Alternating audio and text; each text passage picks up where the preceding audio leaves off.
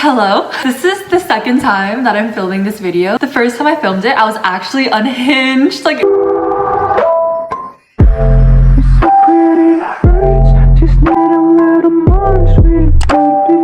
thank you all for joining me. We are gathered here today. I was inspired to make this video after watching Steph Boer. I'm gonna have her video linked in the description. Basically, I'm going to be talking about the only books that I've ever given 5 stars to. A book can be the most high quality book to ever exist, the best writing I've ever seen, the best story, 4.75 out of 5 stars.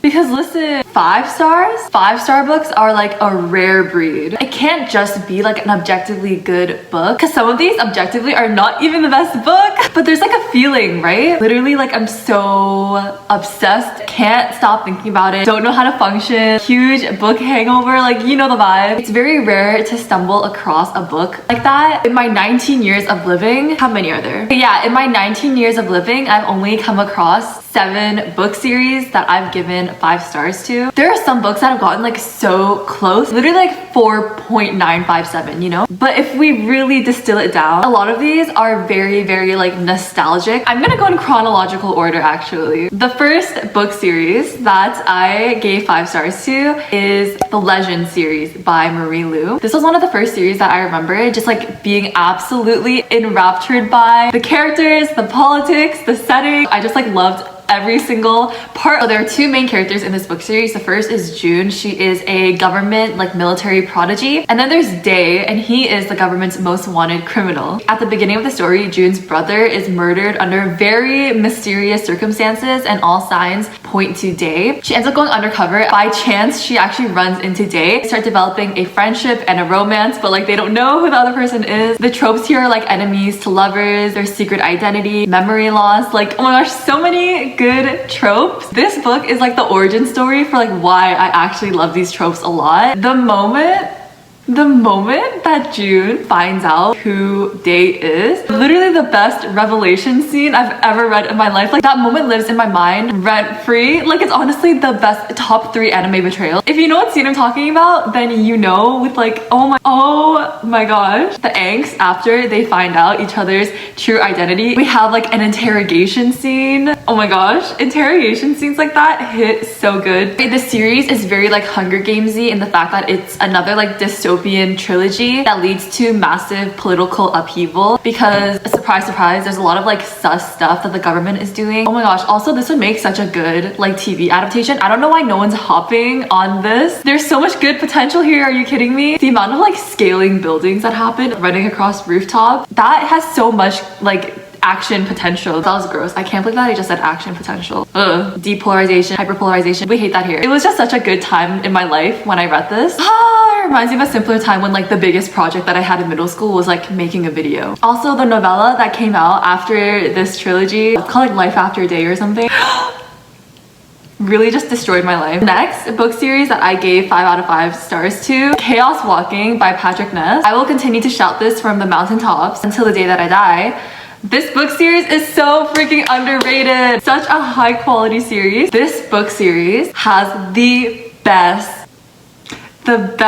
relationship development I have ever read in my life. This is the one. Oh my gosh. This is a kind of like dystopian slash like post-apocalyptic. It takes place on like New Earth. Humankind has like resettled, I guess. On this New Earth, there's a disease that killed all the women and gave all the men noise. And this noise is like people's thoughts. So basically you can hear everybody else's thoughts like all the time. Our main character is like this 12, 13-year-old boy named Todd. He lives in a settlement called Prentice Town. But one day Todd and his dog Manshi is like in the forest, and they discover like a spaceship wreck. And there he discovers a girl, and she doesn't have any noise. And basically the story kicks off from there, where the 2 of them have to basically flee Prentice Town. To this day, I have never read a book with 2 characters who care so deeply for each other as much as Todd and Viola do. From where they begin in book 1 to like even just where they end at the end of book 1 is so astronomical, and there's 2 more books after that.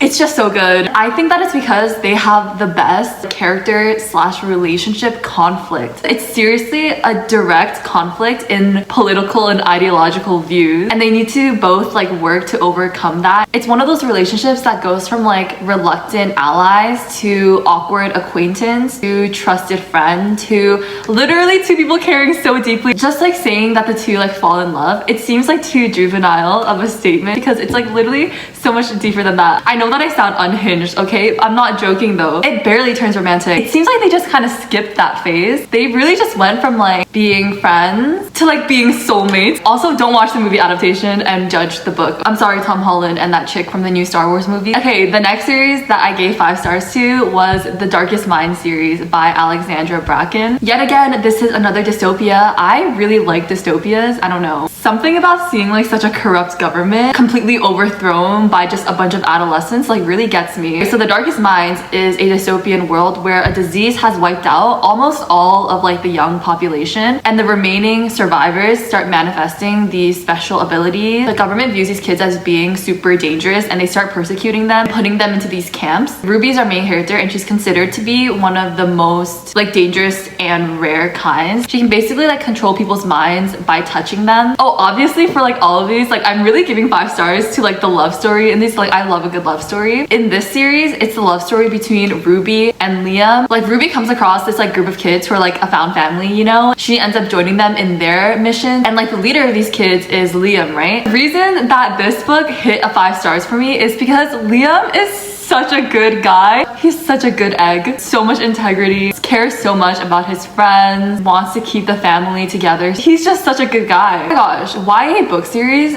don't make them like Liam anymore. Like I just cared so much about all of them and how much they cared about each other. Like Chubbs and Zoo and Ruby and Liam, like the 4 of them. And seriously, I know the movie adaptation was not perfect, but the 2 actors who played Ruby and Liam in that movie adaptation, they own my heart. The chemistry that they had together, you can say what you want about that movie adaptation, okay? They got that right. I just remember how much of a fun time I had reading it. Just, it makes me so happy like every time I go back to reread it. You know what I mean? Literally get nostalgia about like how you felt when you were reading it.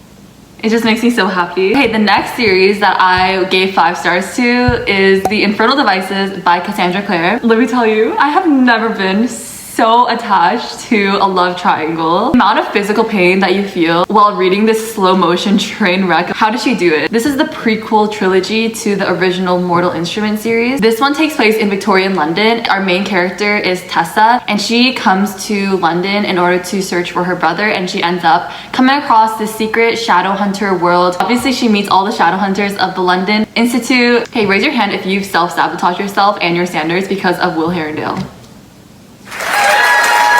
This book series again is one that holds a lot of nostalgia for me. This was the first time that I've ever become so obsessed with like one character and been like so invested in their story. Honestly, it's Will, Tessa, and Jem, like the 3 of them together, that I think makes this series a 5 star. The only reason that this love triangle works is because the 3 of them care so much and like love each other so much. It's honestly a lot. Like it's kind of a lot. Like the worst possible scenario that could have ever happened to the 3 of them happened, and somehow the best and only good possible ending comes out of it. But then like also, why am I breaking down reading the epilogue of Clockwork Princess, Cassie?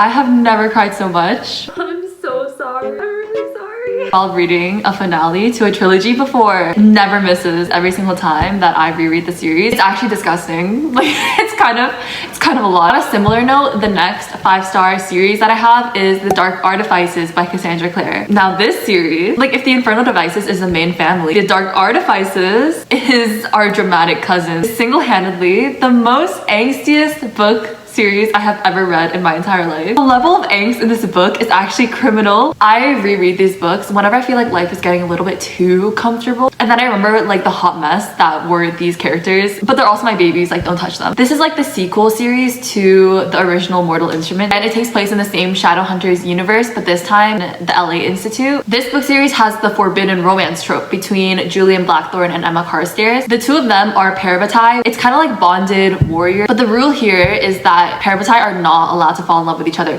And guess what these two fools do? It's very much like childhood friends to lovers trope, but like Julian's been in love with Emma ever since they were children, and homegirl has no idea. The amount of angsty confrontation scenes, they are some of the best confrontation scenes I have ever read in my life. Like, they're just everything that you want. Normally, I read books for the love story and like how wholesome and like cute and adorable it is, but there is seriously nothing really wholesome about the love story in this book series. Like, who let all these hot-headed teenagers run an institute by themselves? Because it's not going great. This book series is so addicting. You like really need a healthy amount of drama in your life. You need to have your fill, okay? And this series is that for me. And then the next series that I gave 5 stars to, literally no one and their mother is surprised. It's The Six of Crows duology by Leigh Bardugo. This book single-handedly, temporarily pulled me out of the 4-year reading slump that was just high school. I remember reading it in a single sitting and staying up until like 5 a.m. finishing it, and then I woke up at 6 a.m. the next day to go to school. So this is the companion duology to the Shadow and Bone trilogy. It takes place in like the same world a couple years after that trilogy ends. I did not read the original Shadow and Bone trilogy before reading this, and in my opinion you don't have to, because listen, look at me. I did not read that series at all, and this became one of my favorite series of all time. So you're fine. This is your sign. Just go and pick it up. Just go pick it up. In this series, we follow a group of 6 who try to pull off an impossible heist. This book is so well written with the different POV chapters. You learn about each character's backstory. Oh my gosh, their backstories. The emotional trauma that these kids have went through is illegal. There are so many plot twists in this book. There were like little ones and big ones, but every single one of them hit. Like Leigh Bardugo, her mind. Isn't it amazing that authors sit down and literally whip out all this stuff from absolutely nothing, like literally just their minds? That's so powerful. They are literally like Scarlett Johansson and Lucy. Like, they're using 100% of their brain. Kaz and Inej is perhaps the most perfect relationship arc that I've ever read. I have a very like specific taste, and you guys know what that is. You guys know that it's when literally nothing happens. Like, literally they're barely a couple. This is the first book that I've ever read that really had that kind of love story. Leigh Bardugo really put in the perfect amount at like the perfect pacing, and then left enough open-ended. It was just perfection. And on top of that, the other pairings in this book were also, I just love them so much. Like Nina and Matthias, I loved learning about their backstory. And Jesper and Wylan, so wholesome, so adorable. The fact that we got and are getting even more of a screen adaptation of this book series just means that I can die happy now. And then the last book series that I gave 5 stars to, The Raven Cycle by Maggie Stiefvater. This is the second and only other book series that was able to briefly pull me out of my enormous high school reading slump. This series really is a hit or miss because it's such a slow-paced, low-key book. I have honestly never been so enamored by a group of like found family friends. I remember being so in love with every single one of the characters. It's about a girl named Blue, and she was raised in a house full of psychics, and since time she's been told that she would be the reason that her true love dies. Blue meets a group of boys who go to like this local rich private school called 𝐬𝐿 High, and the students who go there are called Raven Boys. So the leader of like this friend group is named Gansey. He is really obsessed with like finding Glendower, this sleeping Welsh king. There's some kind of like legend around that. The underlying plot of this is kind of out of pocket and it's really obscure, but it kind of grows on you. It kind of becomes like kind of intriguing. Like, who wants to hop in a Camaro with me and go search for a Welsh king? Beep beep. I honestly love the small town vibes. It takes place in this random town called Henrietta. Love that it's like this random town and these like random kids just like roll around in their Camaro like searching for Welsh kings. Like, it's honestly out of pocket. Of course, I cannot go without mentioning the slow burn romance in the series. When I say I want a subtle build-up, like, this is what I mean. Because literally nothing happens until maybe the 3rd book. I love Blue and Gansey's relationship. It starts out as purely a companionship, and then you subtly see their companionship evolve into a friendship, and then much later on it evolves into more than that. It's literally so subtle. Like, it'll literally just be like, so and so noticed this, and then like that's it. And that is all the build-up that you get over the course of like multiple books, and it's everything. And I remember this book series had honestly some of the most flushed out characters. Something about the way that Maggie Stiefvater was able to write these characters, and it came at such a perfect time in my life. And I was going through like such a stressful period, and I took so much comfort. Blue and like these boys, like they just felt so real to me. It's honestly so cheesy. I feel like people say it all the time about books, but like it's honestly true. When you're going through like really hard times and you read about like special characters, it honestly makes you feel less alone. And like that's what these characters and this book series did for me. It will always have such a special place in my heart. Every single time that I go back to reread the series, like I just remember like that feeling of feeling like I wasn't very alone. It still hits, like I have that nostalgia about it. Also, there are whispers of like a TV adaptation of this series, so like pay up. Like, where is she? I've been waiting. This would make such a good like CW adaptation, I feel like, right? Do you have the vibes? Because I have the vibe. The CW needs to like hurry up and hire me already. My email's in the description. My people will be reaching out to your people. And that's it. Those were the only books that I've ever given 5 stars. Obviously, if you couldn't tell, all of them were from like a kind of a long time ago. It's really because for all of high school, like I literally didn't finish a single book except for the 2 that I mentioned. And then I slowly picked up reading again kind of in the last year. And hopefully I will be able to add more 5-star reads into this list. And let me know your 5-star reads down below too. So that is all for me. Thank you so much for watching and I will see you in the next one. Goodbye!